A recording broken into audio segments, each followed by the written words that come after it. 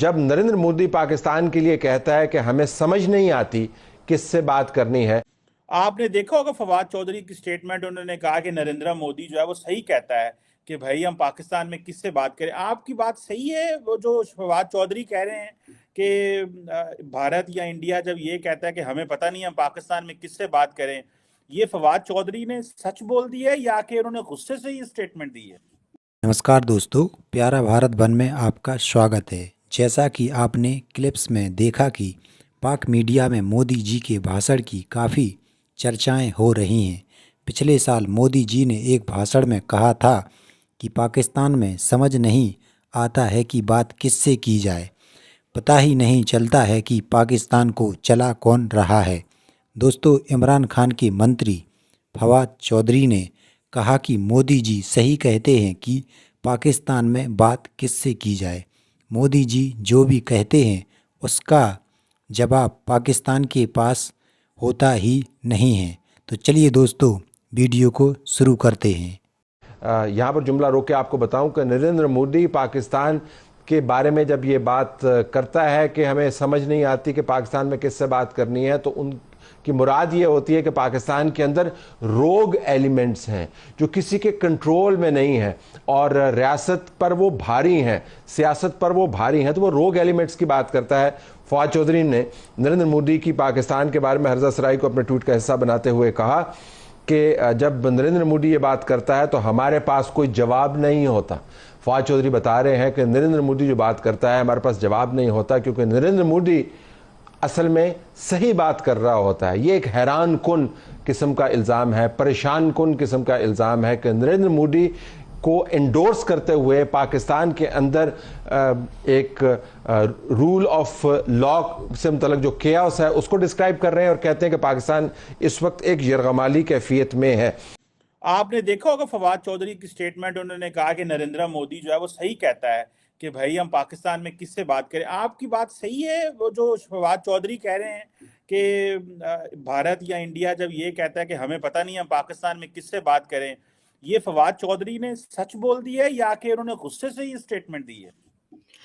सबसे पहले तो सर वो आपके भी प्राइम मिनिस्टर रह चुके हैं, आप सिर्फ मेरा बनाई दे रहे हैं इमरान खान को प्राइम मिनिस्टर, ऐसा नहीं है। लेकिन फवाद चौधरी सच कह रहे हैं और ये बात उस वक्त भी थी जब इमरान खान प्राइम मिनिस्टर थे, और ये बात उस वक्त भी थी जब नवाज शरीफ या बेनजीर भुट्टो प्राइम मिनिस्टर हुआ करते थे। तो ये तो हमेशा से ही रहा है कि एस्टेब्लिशमेंट ही जो है या पॉलिसी मेकर्स यही लोग हैं, और जो जो पॉलिटिकल पार्टीज आती हैं पावर में, ये लोग इस किस्म की चीजें नहीं कर सकते, इनके ऊपर पावर नहीं होती इनके पास इतनी। लेकिन ये बात तो तब करनी चाहिए थी ना उनको, जब इमरान खान खुद प्राइम मिनिस्टर थे, वो ये बताते। अब वो कह रहे हैं कि मेरे पास कोई इख्तियार नहीं था। एफआईआर की जहां तक बात की जा रही है, तो एफआईआर बिल्कुल कटनी चाहिए, रजिस्टर्ड होनी चाहिए, क्योंकि इस बात का हक जो है वो हर पाकिस्तानी सिटीजन को है। तो मैडम एक बात बताएं कि जब ये हुकूमत में होते हैं, जैसे फवाद चौधरी साहब हुकूमत में थे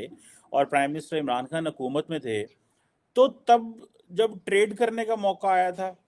इंडिया के, आपको याद होगा कॉटन एंड शुगर इंपोर्ट, आज भी हम गंदम जो है वो हम रशिया और यूक्रेन से इंपोर्ट करने की बातें कर रहे हैं, लेकिन हम ये साथ हमारे नेबर है इंडिया, वहां से तो हम इंपोर्ट नहीं करना चाह रहे। तो ये फिर ये डबल स्टैंडर्ड्स और इनकी हिपोक्रेसी नहीं है कि जब हुकूमत में होते हैं तो एंटी इंडिया स्टेटमेंट्स दे रहे होते हैं और गरज रहे बरस रहे होते हैं, और अगर मौका मिले कारोबार शुरू करने का, मौका मिले कॉटन एंड इन चीजों को इंपोर्ट करने का, तब करते नहीं है और बाहर आके कहते हैं कि हमें फौज जो है नहीं वो करने देते।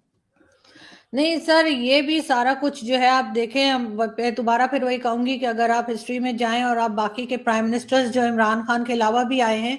उनको चेक करें, तो वो जब भी, इवन अभी शहबाज शरीफ साहब को भी देख लीजिए या बिलावल भुट्टो जरदारी को, कि वो इंडिया के अगेंस्ट ही किसी ना किसी किस्म का स्टेटमेंट देते हैं, चाहे वो कश्मीर को लेकर हो या दूसरी बातें हो। ट्रेड के लिए भी मना किया जब, हालांकि यहाँ पे आप देख सकते थे कि कितना लोग परेशान थे फ्लड के टाइम पे, जो है हमें चाहिए थी कई तरह की चीजें और फूड आइटम्स चाहिए थे, लेकिन उन्होंने कहा कि नहीं जी हम इंडिया से नहीं लेंगे। तो ये जो पॉलिसी मेकर्स बैठे हुए हैं, ये जो रावलपिंडी में जो लोग बैठे हुए हैं, वो लोग ही डिसाइड करते हैं। और इमरान खान के साथ भी यही हो रहा था। और इससे पहले जब आप जानते हैं जनरल फैज थे और उससे पहले आसिफ गफूर साहब जो थे, उनके इसी किस्म की स्टेटमेंट्स आती थी जिसमें इंडिया को इंडिया ई से लिखना उन्होंने स्टार्ट किया था, जो ट्विटर पे ट्रेंड चला था। तो वो इस किस्म की हरकतें वहां से होती हैं और वही डिक्टेशन देते हैं, क्योंकि जैसे ही कोई नया प्राइम मिनिस्टर या फॉरेन मिनिस्टर पाकिस्तान का आता है, वो एग्जैक्टली वही लैंग्वेज बोलता है, वही वर्ड यूज करता है जो